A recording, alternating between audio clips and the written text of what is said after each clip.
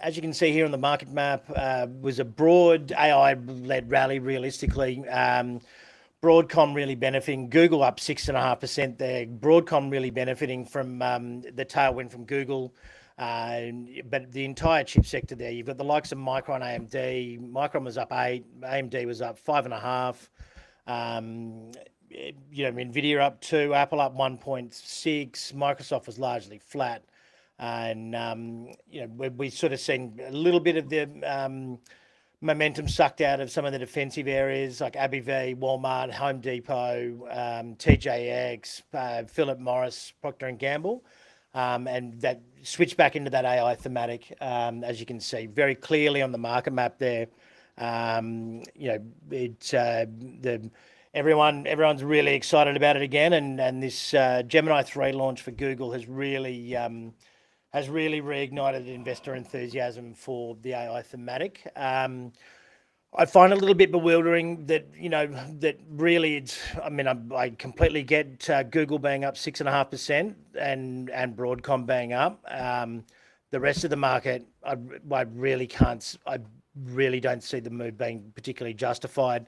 We've already had a bounce back in the in a few of these stocks, but the concerns haven't gone away for Nvidia.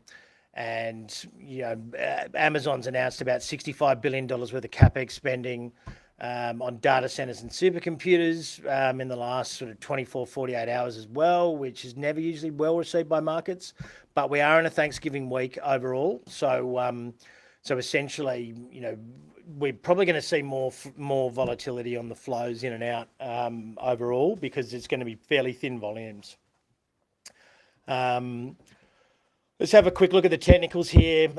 We were in the strong sell territory for the dailies in the Dow, the S&P, the Nasdaq, and the Russell. We are still in strong sell territory for European and Australian markets, but we're starting to turn around a little bit in the US there with that move higher. Our market today, well, there's a fair bit of corporate stuff going on. There's some announcements from IPD Group, SRG Global, Linus has got some issues.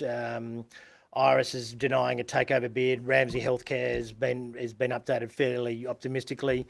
So the SPY's up around about 0.5%. We got most of this, well, we got a big chunk of this move yesterday.